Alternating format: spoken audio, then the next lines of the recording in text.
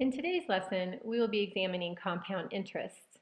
At the end of this lesson, you should be able to state and describe the differences between simple and compound interest, as well as calculate the interest that is earned or owed over a given period of time, and finally determine future value and present value of a sum given a set interest rate. Here's a graph showing some of the differences between compound and simple interest. On the bottom is our principal in blue. That's really just our starting point. Think of it as a y-intercept. That's what we're either borrowing or depositing initially.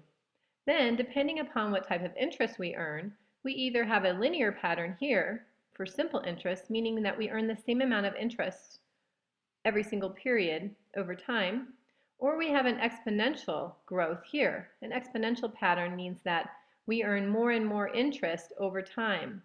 So initially we earn just a little bit of interest, but then over time we earn quite a bit of interest. So let's explore why that is.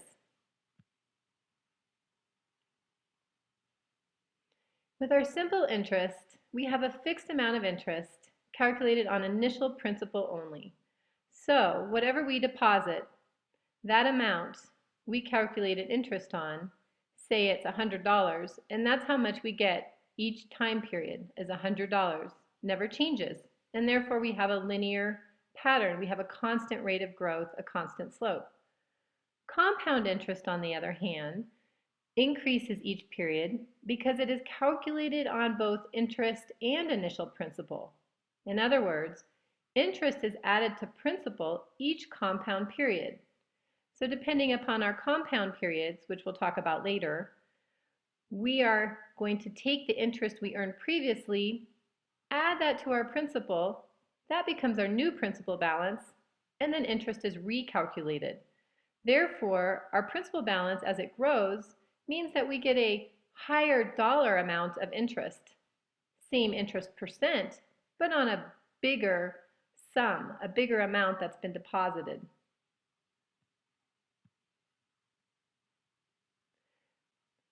Let's first examine the simple interest formula. Simple interest is not really calculated too much in real life, and you can imagine why. Think if you took out a car loan for $16,000, which we're going to be examining soon, and you came into some money and paid off half of it. Well, it wouldn't be right for you to continue to pay interest charges on the initial $16,000 since now your outstanding loan amount is half of that, $8,000. So in order to make things fair, we use the compound interest formula rather than the simple interest formula. So let's actually examine what this is.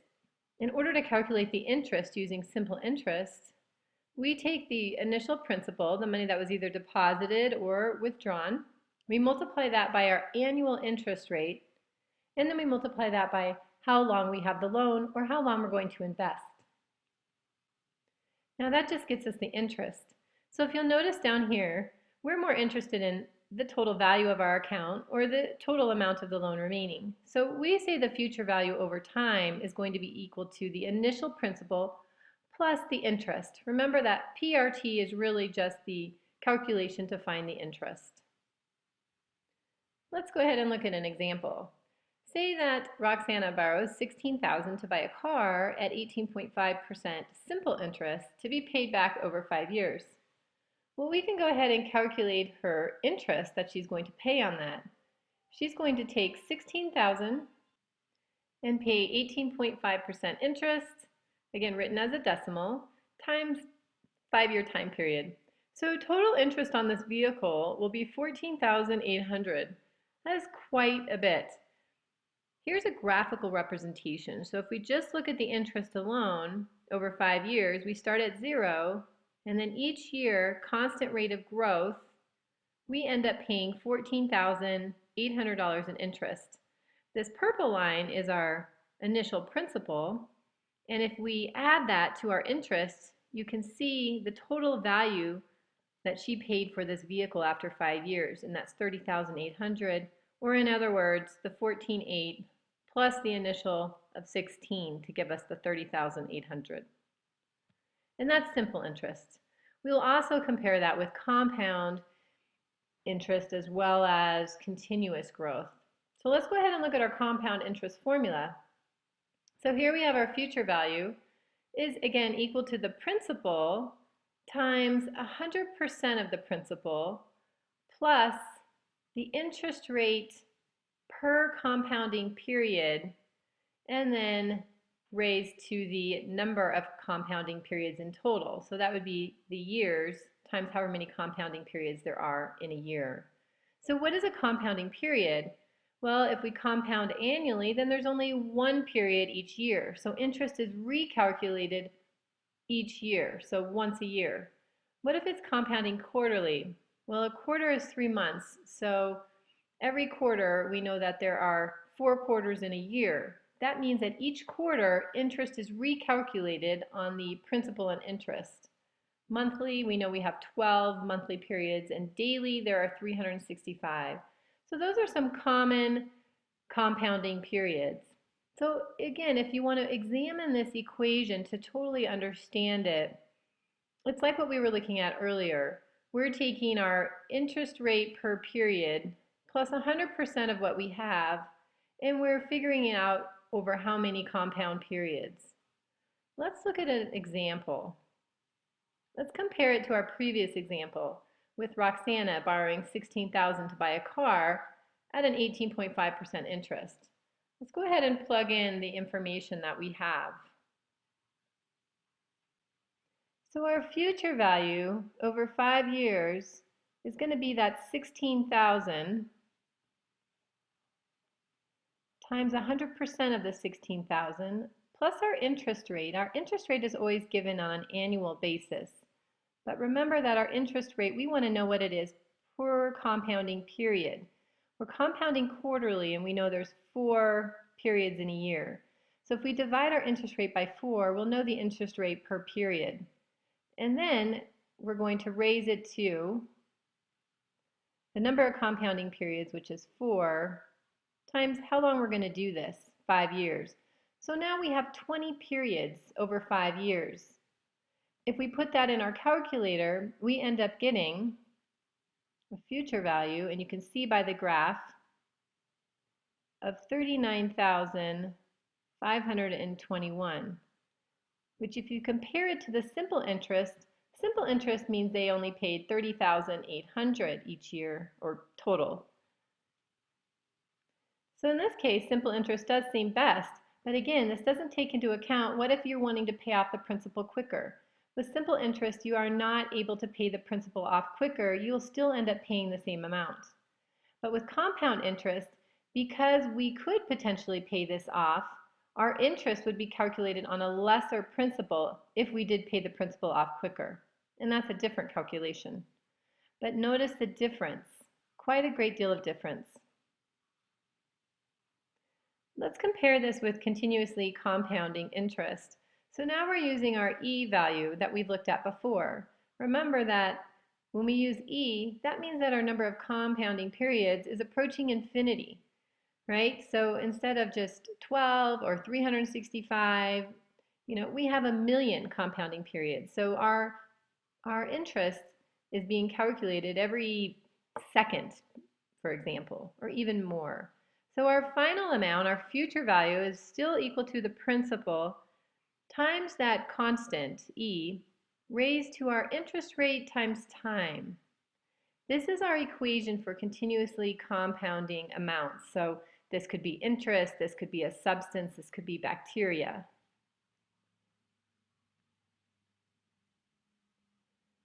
Let's compare it to our previous example with Roxana and our $16,000. So again, still 5 years, still 18.5%. So our future value after 5 years is going to be equal to that 16,000 times E raised to the 0.185 times 5 years.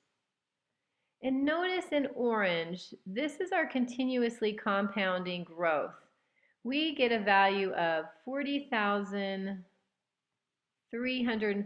So it is more than what we previously looked at with our compounding amount. And let's go back to that. That was 39,521, and that was compounding every quarter. So there's not a huge difference. You know, what if we compounded every year? Would these be pretty much on top of each other? So with continuous compounding and compounding over different quarters or days or months, there isn't a huge amount of difference there. So let's look at our last example. What if we wanted to find the present value and we knew the future value? Well, obviously one thing you can do is just plug numbers into where they go and then solve for p. What we want to do here is basically take the inverse. We want to create an equation that has present value out here in terms of our future value here. So how can we do that? Well, here's our equation. Notice in this one, I can be used for interest rate or R.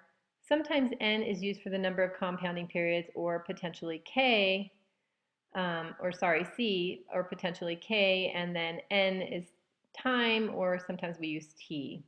So as long as you look at this equation in its entirety, see the pattern and understand that sometimes these variables, depending on if you're working in finance or in science, potentially can be interchanged. So how are we going to solve for p? Well, we can solve for p by dividing this whole side of the equation, both sides, by this 1 plus r over k to the kt. If we do that, we get this equation. The present value is equal to the future value divided by all this. Well, sometimes you'll see the equation written like that, but let's write it a little bit differently. Let's write it so that it's easier to use. So how can we move this up so that we don't have a fraction?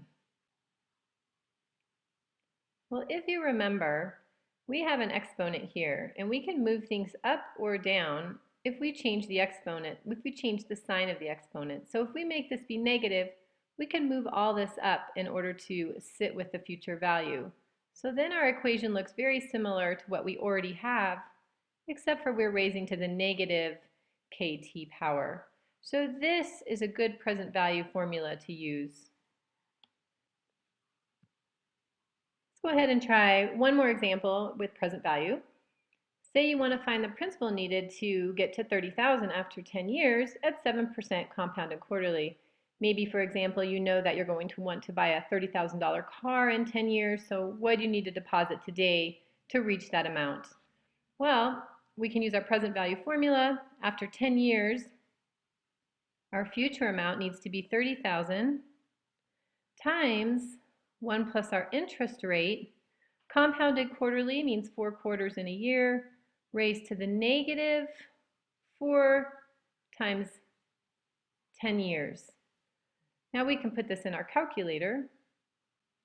Putting it in my calculator, I took 0.07 divided by 4, added the 1, do the parentheses first, then raise it to the negative 40 power, and finally, multiplying by 30,000, I get approximately 15,000, or 14,988.